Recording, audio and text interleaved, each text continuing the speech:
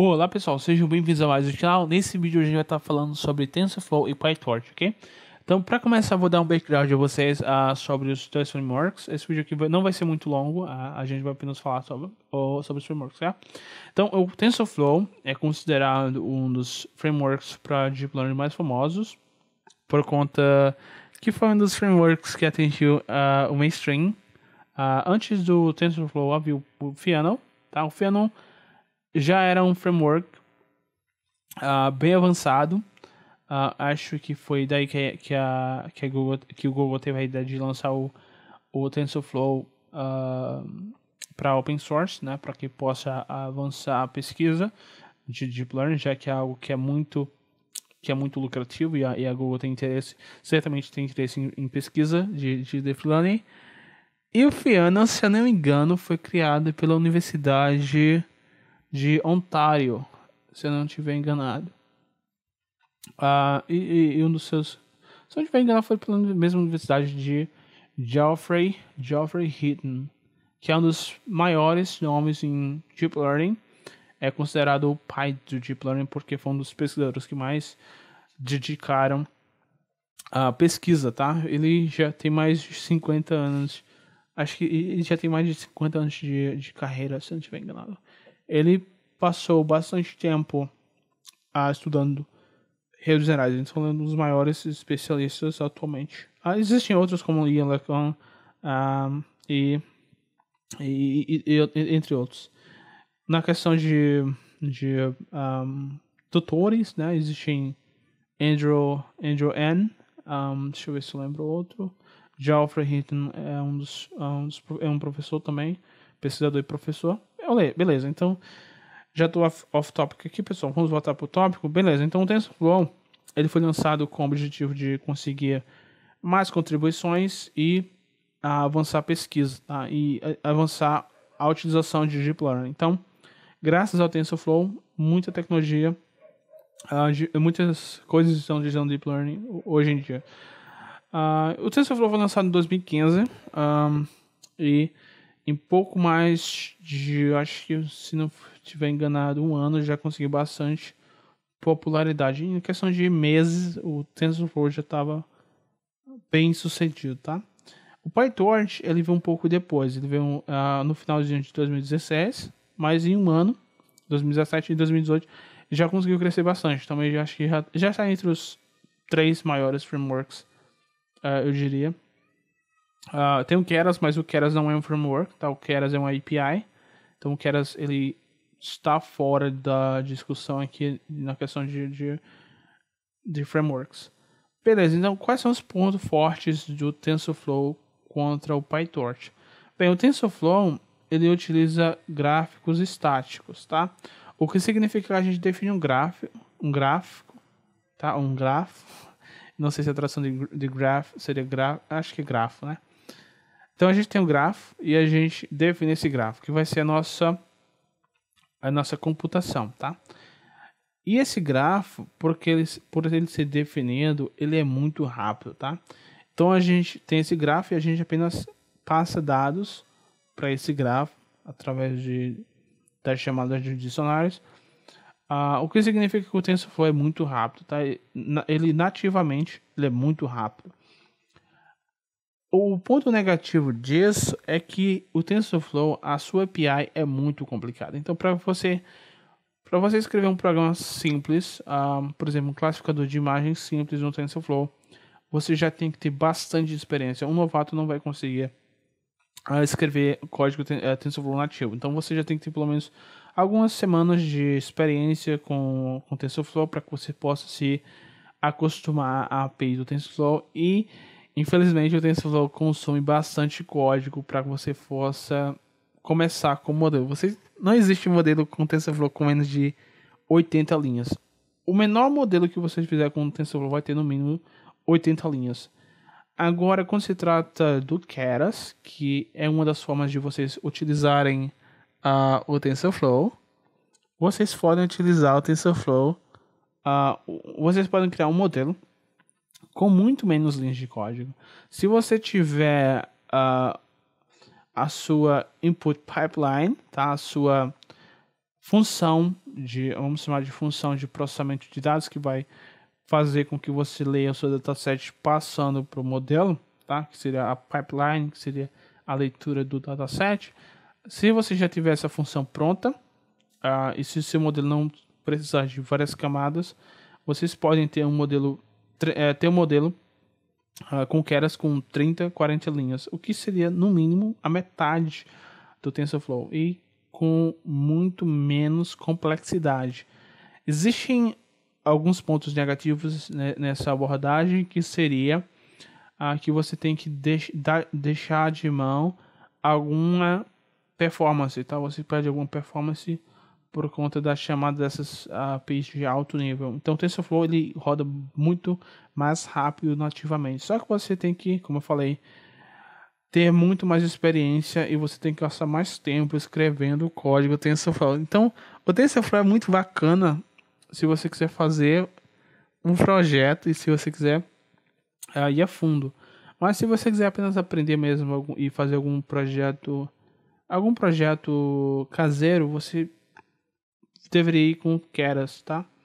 Agora, na questão e o Keras também consegue entregar bons resultados na questão de projetos grandes, tá? Existem vários pesquisadores que utilizam Keras por conta da rapidez de desenvolvimento. Quando nas competições de Kaggle, os times geralmente têm pouco tempo para criar uma estratégia, criar um modelo e uma estratégia para concorrer na competição. Então alguns utilizam bastante o Keras porque dá mais versatilidade, tá? E o Keras tem várias funções que ajudam a pré-processar os dados. Ok.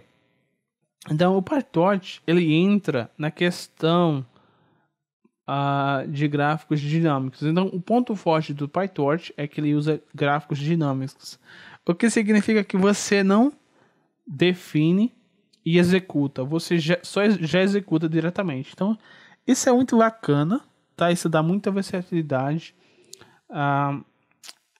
Os pesquisadores também utilizam bastante o PyTorch por conta da sua versatilidade, como vocês podem ver aqui na descrição do site, de pesquisa para produção, já está aqui no próprio site, tá?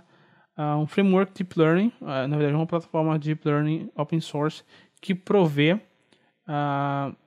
um caminho, similar seria igual de prototyping, seria protótipo de pesquisa, para deployment seria deployment, eu esqueci a tradução. Deployment seria entrega, seria tipo execução, né? Produção e execução. Ok. Então, o PyTorch, como eu falei, foi feito em 2016, no finalzinho de 2016, pelo Facebook. Uma das poucas coisas que o Facebook fez que pegou bem com a comunidade. E ele tem várias características. Ele suporta treinamento distribuído, que é um must-have, né? Uma coisa que todo framework de respeito tem que ter, por conta que esses projetos de deep learning, projetos grandes de deep learning, precisam de mais poder de processamento, né? Uma máquina não é suficiente para finalizar. Infelizmente, eu não tenho hardware para testar isso aqui, mas quando eu tiver, eu vou mostrar a vocês, né? Como seria. Mas basicamente funciona assim: você consegue treinar um modelo em diversas máquinas para cortar o tempo, diminuir o tempo em complexidade referente ao número de máquinas. Então o TensorFlow e o PyTorch tem isso, o Keras também tem, só que o Keras é mais complicado de se utilizar. Existem outras opções. Na questão de os gráficos serem dinâmicos, quem se beneficia dessas características são os pesquisadores de linguagem natural, tá? Os pesquisadores que trabalham com linguagem natural se beneficiam bastante da questão de gráficos dinâmicos, porque você não precisa definir o tamanho máximo da sequência que redes neurais recorrentes geralmente utilizam. O TensorFlow agora tem uma uma nova abordagem que seria chamada de Eager Execution, que significa execução imediata, tá?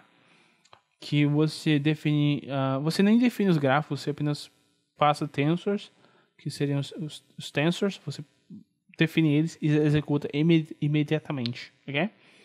Então existe essa coisa chamada Eager Execution, que eu acredito que seja uma resposta ao PyTorch, porque muitos usuários do TensorFlow estavam migrando para o PyTorch e eu acho que a comunidade viu isso e adicionou Eager Execution a uma resposta para os gráficos dinâmicos do PyTorch. Que existe, e também existe um downgrade, tá?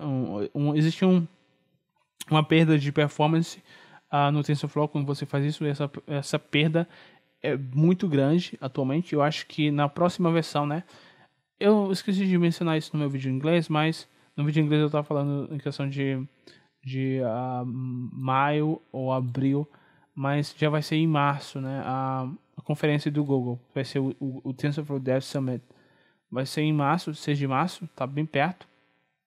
E nesse Summit, eu acredito que eles vão lançar o TensorFlow 2.0, que, pelos rumores,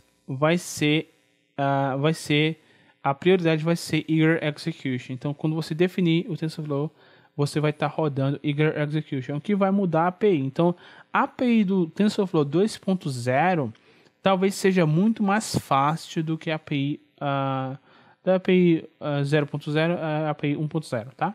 Então, eu acho que eles vão mudar a API para que eles possam facilitar o desenvolvimento, sem sacrificar a velocidade, que é uma coisa que você perde um pouco com o Keras. Você perde, eu acho que em torno de uns 20 a uns 30% de velocidade quando executando o Keras. E se você for um usuário avançado do TensorFlow, coisa que eu ainda não sou, é possível puxar bastante o TensorFlow, tá? Vocês podem utilizar TF Records, que seria para criar leituras de datasets rápidos.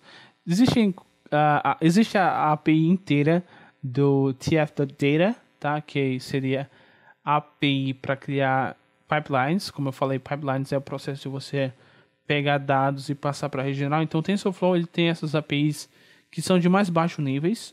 Em vez de você escrever sua própria função para ler dados do disco, o TensorFlow tem uma API específica para isso, só que ela é muito complicada, tá? Mas ela vai dar alguns resultados, tá? Ela vai entregar mais velocidade, coisa que o Keras ainda sofre. Mas se você estiver usando TensorFlow com o TF.data, provavelmente vocês vão ter mais performance comparado com qualquer outro framework. Na questão de velocidade entre o TensorFlow e o PyTorch, já vi alguns benchmarks e alguns benchmarks mostram o PyTorch um pouco mais rápido. Eu não sei exatamente por que seria, sendo que o PyTorch ele roda em gráficos dinâmicos, o que é interessante porque no TensorFlow gráficos dinâmicos machucam bastante o framework, faz com que ele perda muita performance. Vocês nem fazem ideia de quanto o Eager Execution afeta o TensorFlow atualmente. Ok.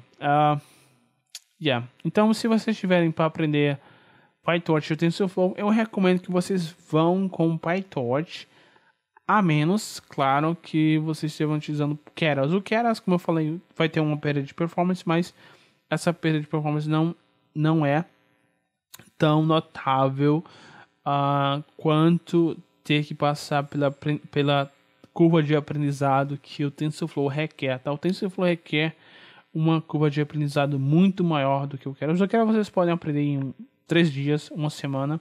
O Keras vai levar algo de em torno de, no mínimo, se você for uma pessoa que aprende muito rápido, 1 mês. Então o TensorFlow, para que você possa usar da forma como você quiser, você vai ter que se esforçar bastante e vai ter que levar mais tempo para aprender. Beleza?